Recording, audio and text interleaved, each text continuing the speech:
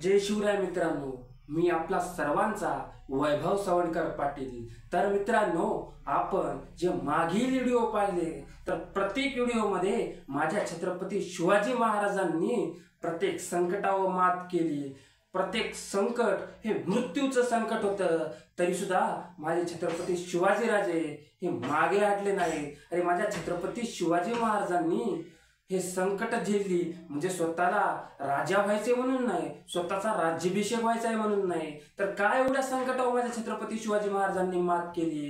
याचं कारण एकच आहे मित्रांनो। तर माझ्या छत्रपती शिवाजी महाराजांना जेव्हा मासाहेब जिजाऊ लहान असताना जेव्हा रयतेवर झालेला अन्याय सांगत होते, तेव्हा माझ्या छत्रपती शिवाजी महाराजांना वाटत हा रयतेचा अन्याय झालेला थांबला पाहिजे। आणि त्यामुळे माझ्या छत्रपती शिवाजी महाराजांनी या मावळ प्रदेशातील 18 पगड जातींना एक केलं आणि या मोगलांच्या विरोधात वापरलं। कारण मित्रांनो, माझ्या छत्रपती शिवाजी महाराजांनी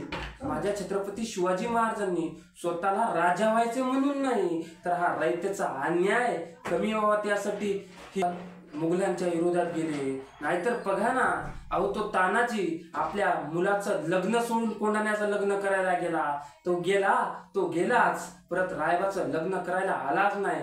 का हो? आपल्या मुलाचं लग्न मागे टाकून कोंढाण्याचं लग्न करायला का गेला?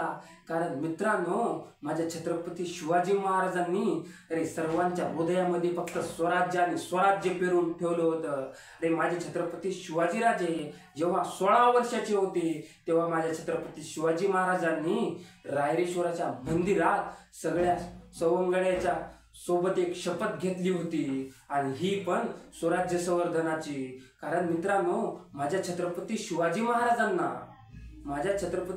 महाराजांना जर कोणी हात लावेल त्याचा हात छाटू असे मावळे म्हणत होते। आणि तानाजी मालुसरे असतील, बाजीप्रभू देशपांडे असतील, मुरारबाजी असतील, कान्होजी जेधे असतील, हे सर्व सवंगडी माझ्या छत्रपती शिवाजी महाराजांना रायरेश्वराच्या शपथ घेण्यामध्ये सामील होते। आणि माझ्या छत्रपती शिवाजी महाराजांचे पहिले गुरु मासाहेब जिजाऊ आणि दुसरे गुरु दादोजी कोंडदेव यांनी माझ्या छत्रपती शिवाजी महाराजांना युद्धकलेचे कौशल्य शिकवले। तर मित्रांनो, माझ्या छत्रपती शिवाजी महाराजांनी 50 वर्षाच्या कालखंडामध्ये प्रत्येक प्रसंग मृत्यूचा आहे। छत्रपती शिवाजीराजे पोरांना जंगलात घेऊन जायचे आणि जंगलात युद्ध कौशल्य शिकवायचे। आणि जंगलाच्या बाहेरच्या झाडावर एक पोऱ्या बसलेला असायचा आणि त्याला सांगितलेलं असायचं, कोणी अनोळखी माणूस येताना दिसलं की फक्त खुन्याचा आवाज कर, तुझा खुन्याचा आवाज ऐकला की आम्ही शस्त्र तलवारी लपवून ठेवतो आणि इट्टी दांडूचा खेळ सुरू करतो। रोजच्या प्रमाणे आजही डाव रंगात आला होता। त्याच वेळी अचानक एक पोर येताना दिसलं, झाडावरचं पोर थबकलं, त्यानं बसल्या जागी मोराचा हुबेहूब आवाज काढला। मोराचा आवाज म्हणजे खून, राजाला सांगायचंय कोणीतरी आलंय। आणि त्याच वेळी राजांनी हा आवाज ऐकला आणि मावळ्यांना सांगितलं, तलवारी शस्त्र लपून ठेवा आणि विट्टी दांडूचा खेळ सुरू करा। आणि त्या क्षणी ते 15-16 वर्षाचं पोर निरखून बघितलं, अनोळखी वाटलं, आणि ते झाडावरचं पोरग टप्प दिशेखाली पडलं आणि त्या 15-16 वर्षाच्या पोरासमोर उभं राहिलं आणि त्याला धमाक घेऊन विचारत होतं, कोण र तू? तसं हे पोरग म्हटलं, रामोशाचा बहिर्जी जी, काय काम काढ असं? ते म्हणला, काही नाही जी, राजासनी भेटायचं होतं। का र? तेव्हा तसं ते पोरग म्हणलं, राजाला बोलव की। आणि त्याच वेळी ते झाडावरचं पोरग राजाशी सांगावा दिला, राज कोणी रामोशाचा बहिर्जी आला जी। राजा म्हणजे दे पाठवून। बहिर्जी आत आला, राजांसमोर उभा राहिला आणि त्याच वेळी राजा म्हटले, काय र? तसं ते पोरग म्हटलं, राज आम्हाला पी घ्या की तुमच्यात सामील करून। तसं राजा म्हटले, काय तुला?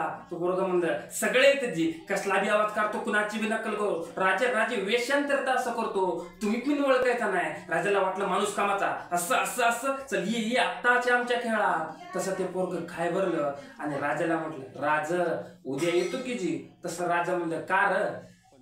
तसं ते पोरग म्हणलं, काय नाही जी, बापाला सांगावा देऊन येतो। तसा बहिर्जी 5-6 पावलं समोर गेला, अचानक मागं सरला, कुणास ठाऊक काय वाटलं, आणि राजा समोर आला आणि राजांपुढे उभा राहिला आणि म्हणाला, राज एक सांगू का जी?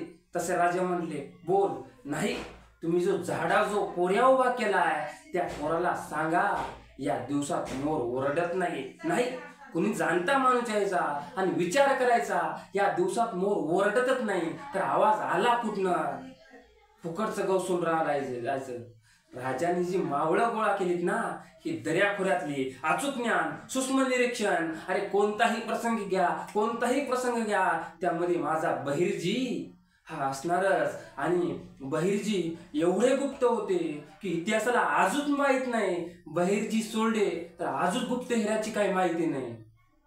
एवढं गुपित खातं माझ्या छत्रपती शिवाजी महाराजांचं होतं. कारण मुघलांच्या छावणीतील गवताची काडी जरी हल्ली तरी माझ्या छत्रपती शिवाजी महाराजांना बहिर्जीच्या मार्फत हे कानोखान खबर येत होती. अरे अफजल खानाचा हाती मारला. अरे 40,000 फौज घेऊन अफजल खान छत्रपती शिवाजी महाराजांना पकडण्याकरता आला. पण अफजल खान जेव्हा विजापूरच्या बाहेर आला त्या क्षणी अफजल खानाचा हत्ती मेला. अरे हत्ती मेला हे खरं, पण हत्ती कसा मेला हे अफजल खानाला कळालं नाही. कारण माझ्या छत्रपती शिवाजी महाराजांचे मावळे मुघलांचा वेश धरून मोगलांच्या छावणीत राहत होते.